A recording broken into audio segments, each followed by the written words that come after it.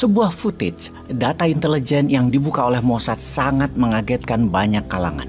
Video tentang penyerangan di hari pertama serangan 7 Oktober 2023 oleh Hamas yang masuk ke dalam wilayah Israel.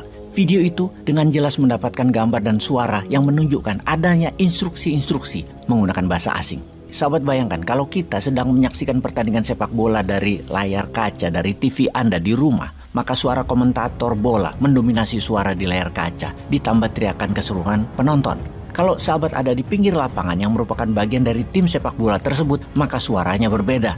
Antar pemain di lapangan itu saling teriak, saling komunikasi, saling perintah, minta bola, mengatakan ada lawan di samping, dan juga instruksi-instruksi dari pelatih di pinggir lapangan. Demikian juga di medan perang, bukan hanya sepi-sepi dar-der-dor seperti di video game, maka perang itu berisik, ngobrol, saling teriak. Dalam serangan Hamas ke Israel pun demikian, dan salah satu bahasa yang di video tersebut adalah Russian Speaking Instruction, atau ada instruksi-instruksi menggunakan bahasa Rusia yang kemudian diterjemahkan oleh orang di sampingnya. Jadi ada Rusia di Hamas. Hal ini membuat perang Ukraina dan perang Israel terkoneksi. Juga ada video lain selama 12 detik di mana sepasukan Rusia atau mercenaries Rusia menggunakan bahasa Rusia mengucapkan kata yang artinya berlindung atau take cover berkali-kali. Apakah itu semua ada hubungannya dengan kunjungan petinggi Hamas di bulan Maret 2023 kemarin? Pertemuan Ismail Haniyeh dan Lavrov terdokumen rapi. Yang hebatnya lagi, pertemuan tersebut adalah pertemuan yang digagas oleh Putin, alias Putinlah yang memerintahkan petinggi Hamas untuk datang ke Moskow. Dalam diskusi tersebut patut diduga adalah dibocorkannya informasi penting oleh Rusia, di mana cara memenangkan perang oleh Rusia di Ukraina adalah kekorupan rezim Zelensky dimanfaatkan. Rusia membocorkan bahwa persenjataan perang yang dibawa tentara Ukraina yang dihutangi oleh sekutu barat tersebut ditawar aja, dibelokkan ke pasar gelap dan beli senjata itu murah.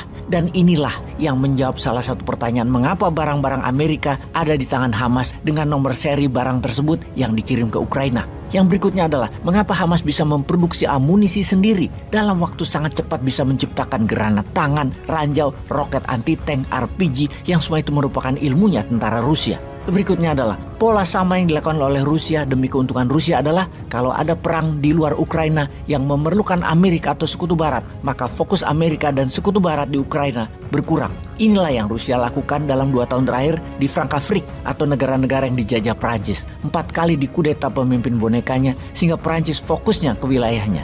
Demikian juga kalau ada perang di Asia Barat, di Timur Tengah, maka fokus Amerika terpecah lagi. Hal ini menguntungkan Moskow dan itu grand design ide yang disampaikan ke Hamas bahwa Amerika akan kelelahan dan Israel akan tumbang jika perang jangka panjang di wilayah Israel yang diawali dengan Hamas yang harus terkoordinasi rapih dengan kekuatan milisi lain. Milisi Hizbullah di tangan Iran dan Iran adalah sekutu Rusia. Hamas di tangan Turki dan Turki aliansi Rusia. Jenius langkah Rusia ini memecah fokus Amerika. Apa yang dilakukan Putin di Oktober di perang Ukraina? Sebuah wilayah penting yang bernama Donetsk, ada kota penting tepat di tengah regional namanya Avdiivka yang selama 6 bulan diserang dari utara belum bisa ditaklukkan. Karena kalau takluk maka jalan menuju penaklukan seluruh Donetsk terbuka lebar.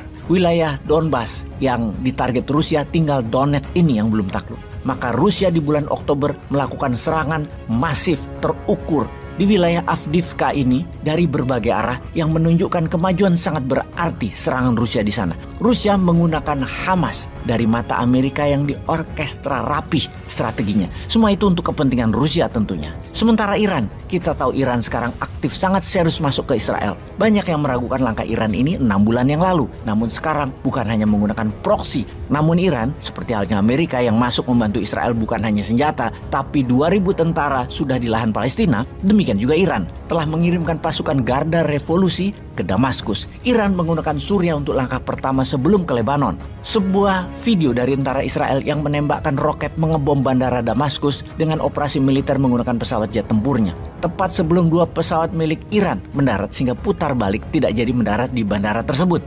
Pesawat jenis Airbus maskapai Mahan Air dari Iran yang isinya petinggi Garda Revolusi Iran dan tentaranya, di mana pesawat kedua milik pemerintahan Iran yang tidak jadi mendarat adalah pesawat yang berisi Menteri Luar Negeri Iran Hossein Amir Abdullahian Di sini terlihat bahwa Israel sudah perang dengan multi front. Hamas di Israel, Gaza, perbatasan utara dengan Hizbullah Lebanon, dan sekarang Iran sudah di Damaskus, Suriah. Apapun itu, Rusia adalah jeniusnya. Kalau sudah begini, memang kita merindukan pemimpin visioner, berani, dan berjuang untuk menegakkan marwah bangsa negaranya. Ada nggak itu di Wakanda? Peace.